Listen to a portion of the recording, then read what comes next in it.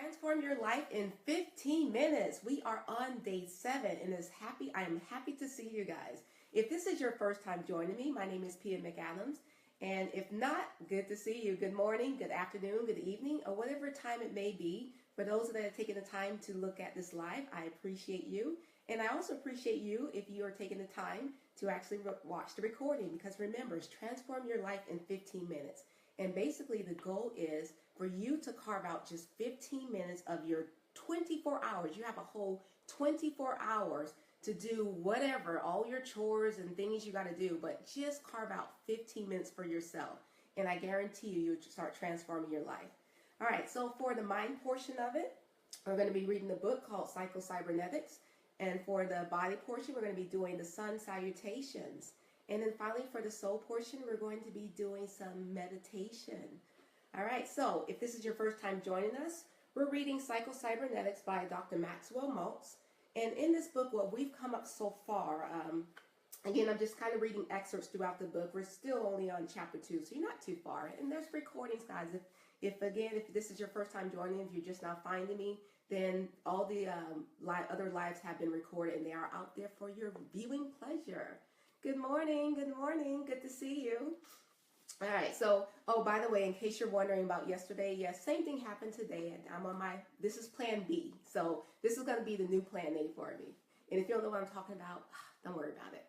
Okay, so in this book, what we're learning is that we have an internal guidance system, and it's based upon our self-image. And the analogy I like to use is think in terms, or picture, if you will, a thermostat. And you set the thermostat to 72 degrees.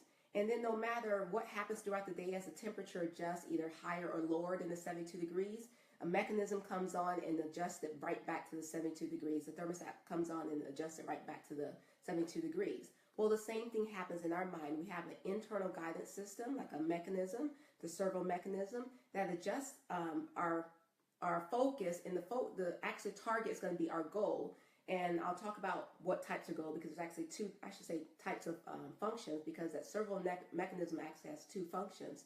But it's based upon our self-image, and it's whatever goal that you set for yourself.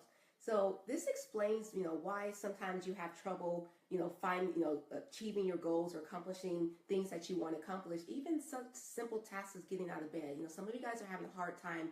There's a lot of struggle going on today with, what's going on in life, or what's going on in your life particularly.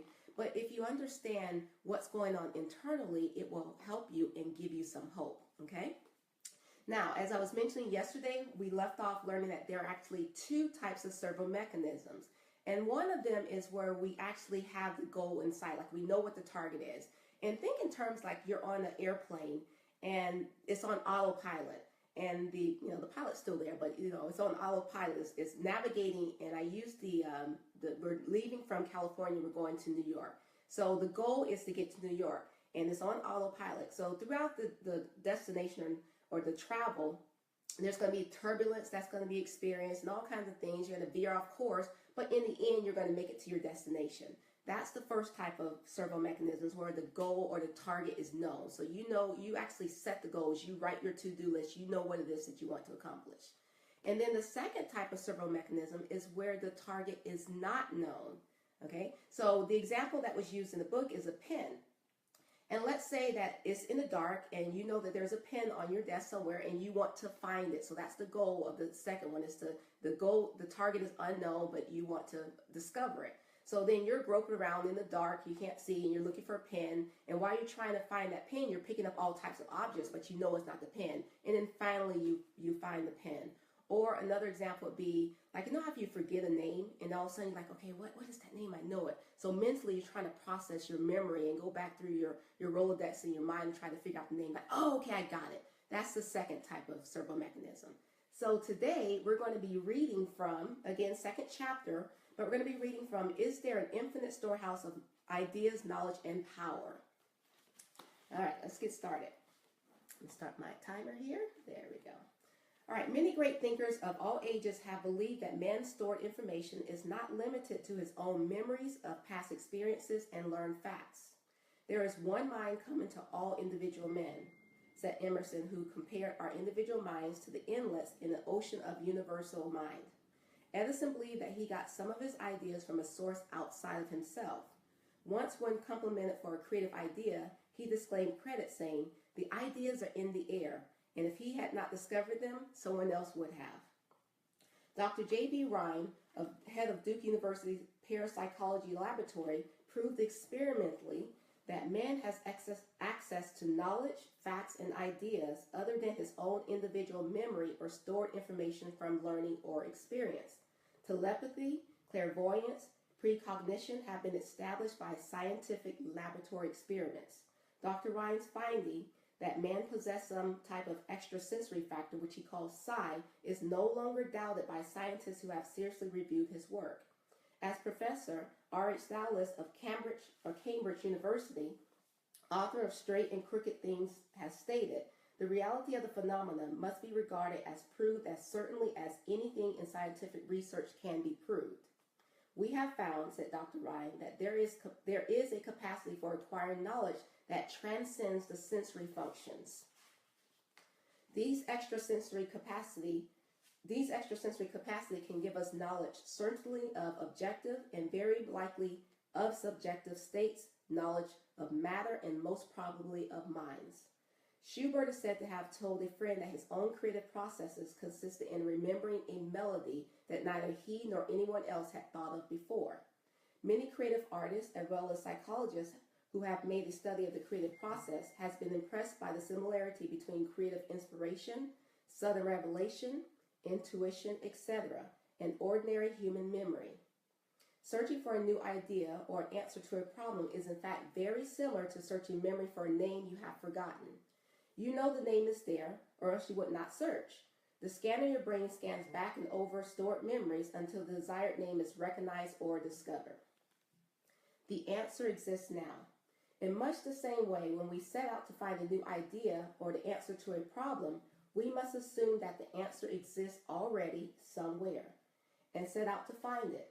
Dr. Norbert Wiener wrote in The Human Use of Human Beings, once a scientist attacks a problem which he knows to have an answer, his entire attitude is changed. He is already some 50% of his way toward that answer. When you set out to do creative work, whether in the field of selling, managing a business, writing a sonnet, improving human relations, or whatever, you begin with a goal in mind, an end to be achieved, a target answer which, although perhaps somewhat vague, will be recognized when achieved. If you really mean business, have an intense desire, and begin to think intensely about all angles of the problem, your creative mechanism goes to work, and the scanner we spoke of earlier begins to scan back through stored information or grope its way to an answer. It selects an idea here, a fact there, a series of former experiences, and relates them or ties them together into a meaningful whole that will fill out the uncompleted portion of your situation, complete your equation, or solve your problem. When this solution is served up to your consciousness, often at an unguarded moment when you are thinking of something else, or perhaps even as a dream while your consciousness is asleep, something clicks, and you at once recognize this as the answer you have been searching for. In this process, does your creative mechanism also have access to stored memory in the universal mind? Numerous experiences of creative workers would seem to indicate that it does. All right. Powerful stuff here. So again, we have access to infinite knowledge, ideas, and information. Powerful stuff, guys. Very good. Okay, now we're going to move on to, let's move my glasses here this time. Move on to the second portion, which is going to be the yoga. And guess what? I remembered to grab my phone this time. If you're just joining me, we're moving on to the second portion of the exercise where we're going to be doing some yoga. Somebody texted me this early in the morning, really? All right, so we're taking down the walk of the Hall of Positivity. So you see I have all my quotes on the wall here. Sorry. There you go. Just kind of see what's going on here. All right, immediately following the yoga, we're going to be going to the meditation. So let me go ahead and make my minor adjustments here. All right, hopefully you can see me. All right, let's get started on this. I have to kind of see the mat a little. There we go.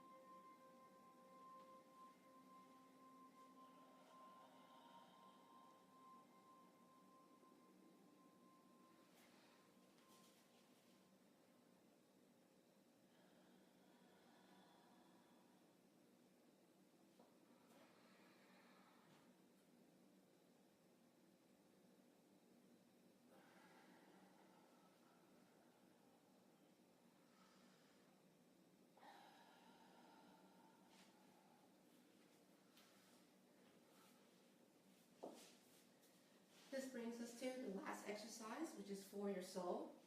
We're going to do some meditation. Relax your shoulders, sit in a comfortable position, or lie down.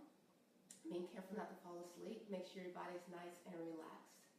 By the way, guys, I filmed a video yesterday that showed you how to do meditation using deep breath yoga, breathing, ujjayi breathing, I should say.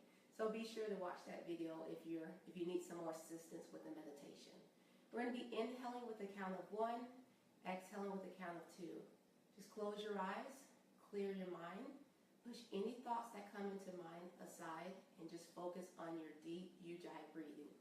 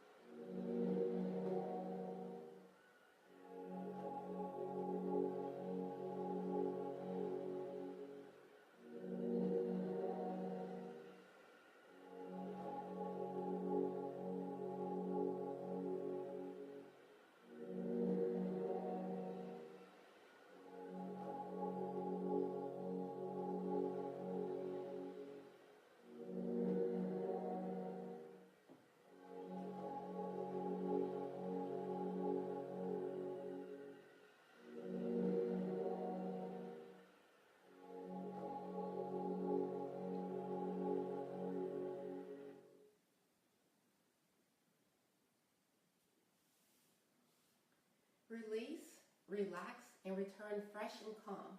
You've done something good for yourself today.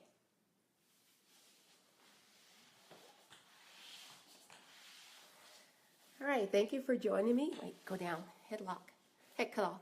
Thank you for joining me for day 7 of the Transform Your Life in 15 Minutes. It is my hope that you have a blessed and great day. See you tomorrow. Bye.